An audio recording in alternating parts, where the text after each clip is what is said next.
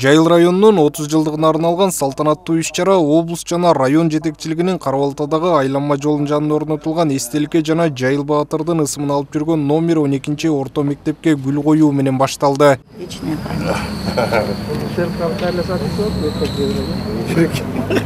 Номер 12 орто мектеп 1993 жылдан бери иштеп келе жатат. Азыр 1000ден ашык окуучу билим алат. Ал эми кыргыз жерлерин коргогон Жайыл Баатырдын ысымы окуу жайга 2012 жылы ыйгарылган. Жайыл районуна дагы 30 жыл болот па, ошо менен чогум өтүп атабыз.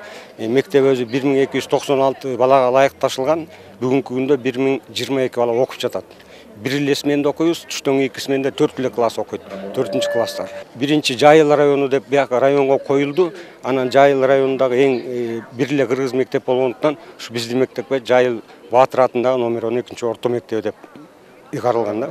Майрамдык иш-чара андан ары маданият үйүндө улантылды. Кыргыздын ар-кыргыз ичинде отормалдан жылкы көп, колундай буралган, талчыбыктай сыналган, кулачактарчындар ашкан, ак-алпактуу кызыл чок. Чакырылган меймандардын жана жергиликтүү тургундардын назарына Жайыл Баатырдын өмүрү тууралуу тарыхый спектакль тартууланды. Өчпөс кылып чыйырын,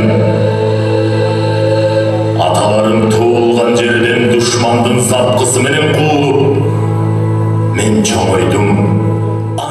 Жайыл району мурда Калинин деген атты алып жүргөн. Районго Баатырдын ысымын ыйгаруу демилгеси аксакалдарга жана Баатырдын урпактарына таандык. Бардык айылдарда курултайлар өткөрүлүп, 1993 жылдын май айында ошол кездеги президенттин жарлыгына ылайык аталган аймакка Жайыл Баатырдын ысымы берилген. Эми Жайыл ата кому боюнча айтып кетсем, биз 30 жылдан бери көптөгөн иштерди кылып келди. Мага жери дагы көп 3-4 төрага болуп өткөн, алар дагы көп иштерди өткөзгөн.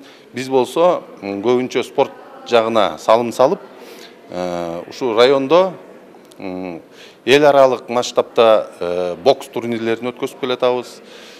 Ошондой эле кайрымдуулук, ороз айында кайрымдуулук кылып келатабыз. Көптөгөн иш-чараларды өткөзүп. 30 жылдын ичинде көп улуттуу Жайыл району социалдык, экономикалык, маданий, гуманитардык өнүгүү жолуна түштү. Өткөн жылы район өнөр жай өндүрүшү боюнча өсүү темпин жогорулаталды.